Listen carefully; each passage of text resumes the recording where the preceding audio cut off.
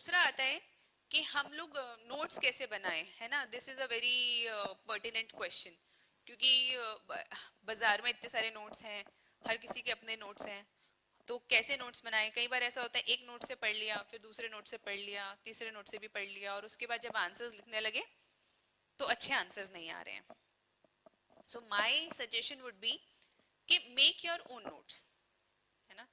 आप रेफर करो, रेफर हर चीज को करके रीड करो। सबसे पहला तो स्टेप क्या हो गया हमारा, चीजों को समझना। आपको कॉन्सेप्ट समझ आना चाहिए। भाई सोल है क्या, गॉड है क्या, हम किस चीज को रेफर कर रहे हैं गॉड के लिए, या हम किस चीज को रेफर कर रहे हैं सोल के लिए, है ना। अब जो कांट ने बोला है, उसने बोला क्या है, आपको एक चीज होगी समझना, कि आपको उसकी थ्योरी समझ में आ गई, और वो बहुत ज्यादा मुश्किल नहीं है, बहुत ही अच्छी इंटरेस्टिंग और इजी बातें बोली हैं, तो वो एक बार आपको समझ में आ गई, that is first part. Second step is, अब इन सब बातों को आपको उस फॉर्मेट में लिखना है जिस फॉर्मेट में आपके क्वेश्चंस आते हैं, है ना।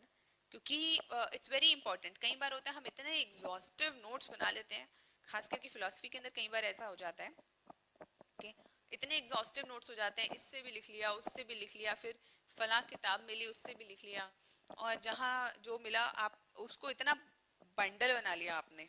अब वो जो बंडल है वो अनमैनेजेबल हो गया, ना उससे रिवीजन हो पाई, ना उससे आपके कॉन्क्रीट आंसर्स हो पाए।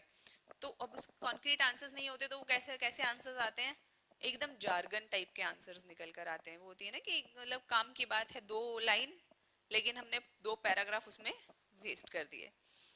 वैसे वाले आंसर्स निकल कर आते हैं जब आपकी तैयारी एकदम कॉन्क्रीट नहीं होती। माय सजेशन वुड बी कि तैयारी को कॉन्क्रिटाइजेशन की तरफ हमें लेके जाना है। हम तैयारी ही ऐसे करें कि हमारे पास चीजें रेडी रहें, हमें उनको बस पढ़ना हो, रिवाइज करना हो, याद करना हो, और जाके पेपर के अंदर इम्प्लीमेंट करना हो। ठीक है। अगर हम मतलब that I always say to my students कि ये जो कलेक्टर 2 प्रकार के होते हैं, है ना। If you become notes collector, then you will never be able to become the real collector. ठीक है। So it's very important that you don't become the notes collector, कि जहां जिसने बोल दिया अरे फला नोट्स बहुत अच्छे हैं ले लो, वो फला अच्छे हैं वो भी ले लो, है ना। Then you have a full अलमीरा of notes, and which you will never be able to read, which you will be never able to revise। और उसके बाद वो क्या होता है कि वो आपके पास जो नोट्स रखे रहते हैं वो रखे ही रह जाते हैं, और फिर लगता है शिट यार, पढ़ा ही नहीं, पढ़ लेते तो हो जाता, है ना, पढ़ लेते तो हम क्लियर कर ही लेते, हम तो एकदम यूपीएससी मटेरियल थे ही हमेशा से। वो वाली चीजें ना हो। I will show you my notes.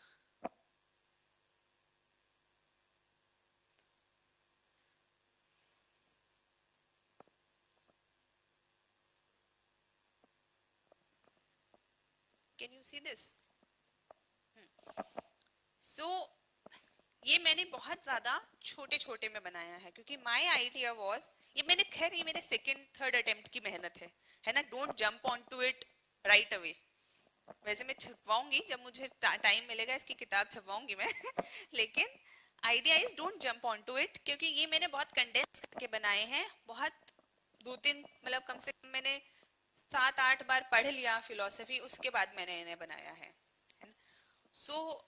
लेकिन इसी तरीके के नोट्स आपको चाहिए एग्जाम से पहले।